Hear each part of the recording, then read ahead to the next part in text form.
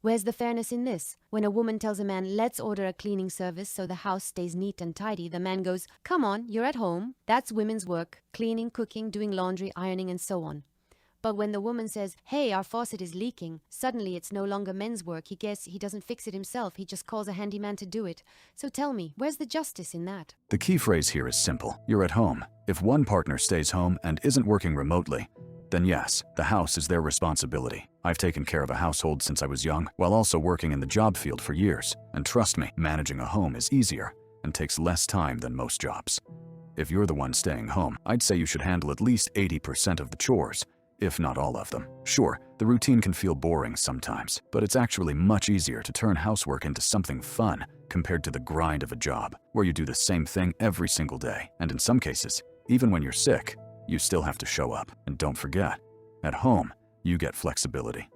You decide which chores to tackle today and which ones can wait until tomorrow. This video would really only make sense if both partners were working, or if there was a child and the woman was focused on taking care of them. Do you love me? I love you like crazy. I love you more, eating you like more.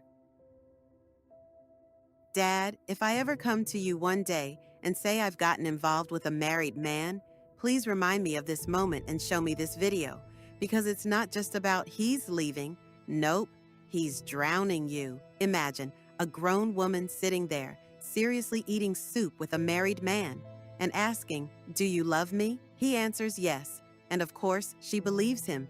Meanwhile, another woman somewhere is choking on her own tears, while this one is carefree, spooning up soup. She thinks it won't happen to her, but sooner or later, every second wife ends up choking on that same soup, because betrayal isn't an accident. It isn't a one-time slip. It's a lifestyle.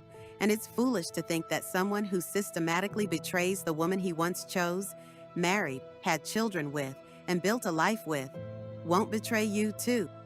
Here we see not just a woman enjoying another woman's suffering, but in the original clip, she chose words that make it sound like men are traitors. Now sure, she could claim she was only commenting on this one situation, but words don't work that way. When you highlight one group of people and ignore everyone else, you make it seem like that one group is different or even worse. But the truth is simple. Traitors will always betray. It doesn't matter if you're a man or a woman. Betrayal isn't tied to gender. It's a choice people make for themselves. It's not some instinct you can excuse. Just like you decide whether to eat healthy or not, you also decide whether to betray people or not. It's always a choice. What I did in my past relationship and why my ex never left me. For his birthday, I bought him a coffee machine. The funny part, he didn't even drink coffee. I was the one drinking it. When we went to bed, he would always fall asleep super fast, like within 30 seconds. But I'd take forever to fall asleep, so I wouldn't let him sleep until I did, and I'd make him rub my back the whole time. I also had this silly habit. I loved eating on the bed or couch. One time, I was eating shawarma and drinking Coke. His MacBook was sitting on the couch, and I accidentally spilled Coke on it. He started freaking out, yelling at me not to eat on the bed. We started arguing, and I threw the shawarma at him. It exploded everywhere, little greasy stains all over. He yelled even more and told me to clean it up, but I refused, so he cleaned it. And then there was this one situation I still can't explain. We went to buy me a present, some kind of jewelry. We paid, got the receipt, they put it in the bag, but the money never came off the card. To this day, I don't know how that happened. He got super excited, like, wow, maybe I can buy myself a gaming keyboard now or something else I want. And I said, no, you're wrong.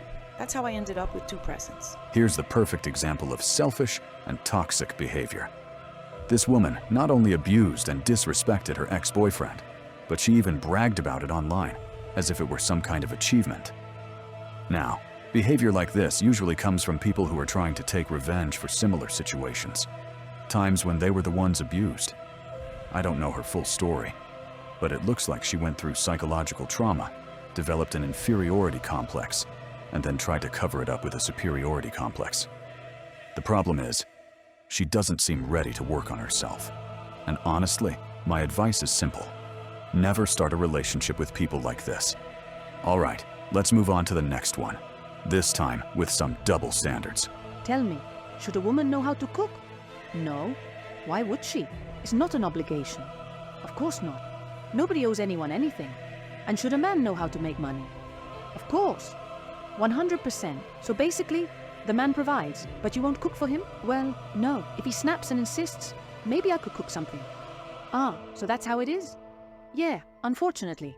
That's life. A man has to. For himself or for his wife. Well, a man is a man because he's supposed to provide for himself and for his partner. Double standards are always funny to me. First of all, let's be clear. Women are not automatically obligated to cook. In some cases, that responsibility can be shared or even taken on by the man. But if you frame the question the way it was shown in this video, then yes, if the man's role is to earn the money, the woman's role should be to cook. Relationships work a lot like business. Instead of money, you're trading responsibilities. And if you don't offer anything, you won't get anything back. For a healthy relationship, whether it's love or even just friendship, you need balance. Both sides need to contribute in a way that keeps them happy. One partner can carry everything, but it's only a matter of time before that relationship starts to fall apart. You should have kids with 25-year-old guys. Girls, this is for you, especially those of us in our early 30s who still don't have kids. I'm one of you. I'm 32, and clearly I'm not giving birth today, but in the future, I do want children. And honestly, I've always had this fear that the older a woman gets, the higher the risk of genetic abnormalities in her child. But guess what? A new study completely flips that idea on its head. Turns out the father's age is way more important than the mother's. What they found is shocking. The older the father, the higher the risk, almost double, of conditions like autism, schizophrenia, and lower intelligence in the child. In other words, the mother's role in genetic risks and mutations is actually minimal. Checkmate. Girls, we can relax now. Just find yourself a young, healthy, passionate 25-year-old guy and have kids with him. That's it. That's the whole secret. Here we see a clear case of twisted logic. In the study, it was mentioned that some mutations in children are linked to the father's age, but she presented it as if the mother's age doesn't matter at all. That's simply not true. The fact is, around 5 mutations are connected to the father, but dozens of others are directly linked to the mother's age. So no, you shouldn't be waiting until later in life to start a family, whether you're a woman or a man. Yes, there are even studies showing that a father's age can affect a child's intelligence, but that doesn't mean you should go having kids at 50, because other complications can, and most likely will, appear. That's the genetics part, but there's another disturbing aspect in that video. Have kids with 25-year-old guys. That's a terrible, materialistic approach to choosing a father for your children. And it's one that can easily ruin not only a woman's life, but the child's as well. And then things can get even worse down the line, the butterfly effect. You should only have children with someone you've truly tested, not just medically, making sure he's physically healthy, but also mentally. His stress tolerance, his ability to keep balance in life, his drive, his energy, his problem-solving skills, and most importantly, whether the two of you actually fit together. And the best way to find that out, live together for a year or two. Because when you live apart, you don't see the full picture. So as a psychologist, I decided to do a little experiment. I signed up for a dating site, but this time pretending to be a man. I picked some great photos. Me in a car, me looking classic, me playing sports, football, me at a nice restaurant. All very solid. And I was honestly shocked. From the very first messages, apparently I already owed everyone something. One girl wanted me to order her a taxi because she was just at the ballet. And she's like, "Well, you're a man, aren't you?" The next one, "Oh, I'm so tired after work." The third, fourth, fifth. All of them had problems. Someone had a cold, someone else had drama. Everyone was complaining. Not one of them could actually hold a conversation about something good, celebrate, or just joke around. Out of 50 chats, in 49 of them, I already owed something. And the 50th, she just said, "Come over to my place," without knowing me at all, and not realizing I'm not even a man. I'm a woman doing this experiment. Where is this world going? Seriously, tell me your story. What kind of things have you run into? Because I'm honestly shocked by these trends. Where are the real women? And why are men putting up with this constant, "You must, you must, you must"?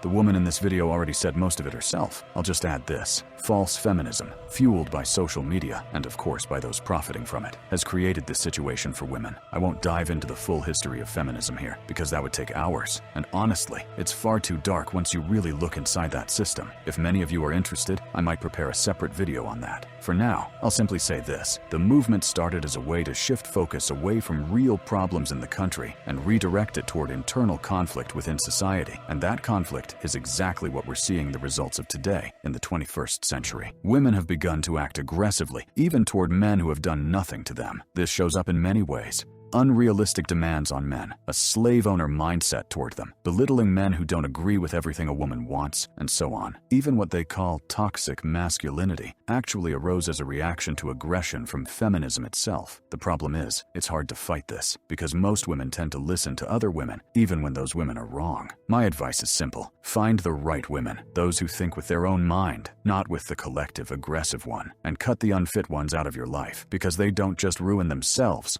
they ruin others too.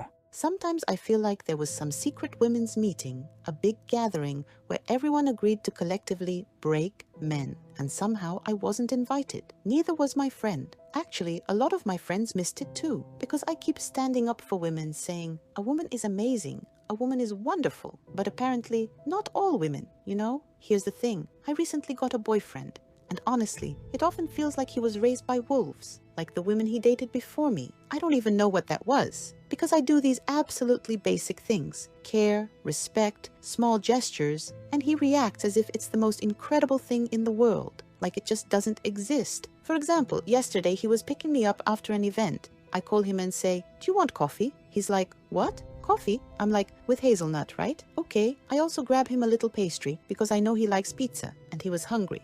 I bring it. And this man is literally on the verge of tears. One time, he gave me a bracelet he had talked about. And again, same thing. He nearly cried. Even now, he sometimes sends me little voice notes like, "I can't believe this. So please tell me, what happened before me? What kind of women was he with? If these small acts of simple care make him emotional, like he can't believe they're real, he acts like only he is supposed to do things like that. And I swear, I'm not trying to act like some boss queen here. I'm just being myself, but I really have this dissonance. Like, how is this even possible?" And these so-called attempts to break men are also consequences of feminism. I won't repeat everything I've said before, but I'll just point this out. Yes, such women do exist, even if they are a minority. From my observations, maybe less than 15, though that's just my subjective view. Life with a woman who truly cares for her man is 100 times better than being alone, and 1,000 times better than life with those products of false feminism. But here's the key. If you want to attract a caring woman into your life,